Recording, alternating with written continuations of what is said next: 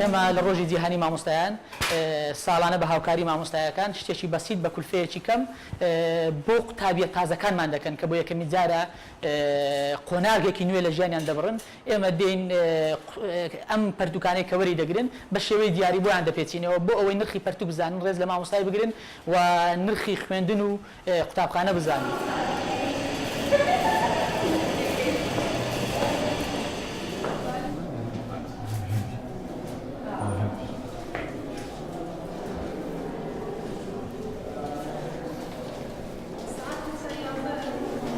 ڕۆژی جیهانی مامۆستایاندا پیرۆزبایی خۆم ئاراستەی گشت مامۆستایانی جیهان دەکەم هەروەها داوا لە گشت مامۆستایان دەکەم کەوا هەرگیز بایکۆت نەکەن و پرۆسەی خوێندن لە کوردستان پەکی نەکەوێت و دووبارە بێنەوە بۆ قوتابخانەکان و دەست بکەنەوە بە درێژەدان بە پرۆسەی خوێندن.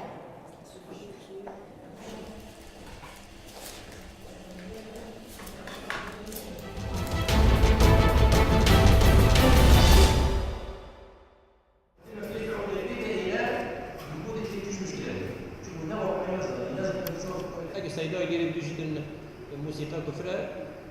استيداء ونوعهم طبعا بس احنا المرة ايوه مش بارجين ولا تعصي شو اللي صنعوا في سهمانية والعقيدة أكيد يجوا إسلامي دين الجدل وبيت وجودة وشرطين واقعين من البدن طبعا مش كشيء هنا المهدي ما يعرف فقه الواقع ناوی ریوبریا گشتیار و شنبیری هنری الپارزگی هادو که ما افروکدا اف سیمینار دانا موزیک دیدنا اسلام دا لسردم نیو کون مرا مومه جوی سیمینار اول کو چندین جارا خلافیتین کد بیجن حلال یان حرامله افد مینید بو ما مستن آینی کنه دیتنا وان چیپ اوه یا ما امریک خرید وینه و تنه دیتنا درست دی بوان مینیتن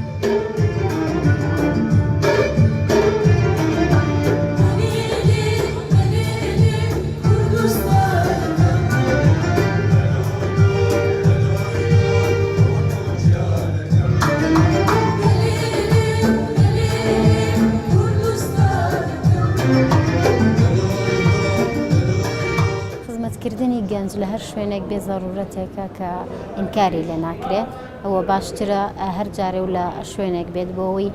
کۆنتاکتی بینی گەنجەکان هەبێت بەڕاستی گەنجی ئێمە گەنجانێکی ماندوون قۆناغێکی زۆر سەختیان تێپەڕاندووە پێویستە بە هەر شێوەیەک بێت لە هەر ڕێگایەکەوە بێ دەرچەیەک هەبێت خزمەتی گەنج بکرێت ئەوە گرنگترین شتە بۆ گەنج کە بە بەردەوام هەوڵ بدرێ پەیوەندی لە نێوانیان دروست بکرێت بۆی فکرەکانیان ئاڵ و گۆڕ بکەن بەرهەمی جوانتر و باشتر پێشکەش بکەن. ئەم دوو چۆنیەتیە ئەم دوو جۆرە لە چۆنیەتی یاخیبوونە پۆزیتیڤ و نێگەتیڤ اگر هم بین برای خود این انسیکلوپدیا استانفورد و فلسفه اینا میشون بگم پان ایرانیسم ایرانی خویم قد بحث چهش لما كده بيز الشامه والبيروت پیدا با فکر پتر و نظام اگه خوش برای مید ازدی بره هم از هست کم ئامانجی سەرەکیمان لەم کۆڕبەندە کۆکردنەوەی هەموو گەنجەکانی کوردستان گفتوگویەکی هێمنە و شارستانی بۆ لێتێگەیشتن و گەڵالەکردنی ئەو کێشە و گیرروگرفتانەی کە دێنە ڕێگەند لە هەموو کایەکانی ژیان بە تایبەتی ئەو ڕێگریانەی کە ڕێگرن بۆ ئەوەی گەند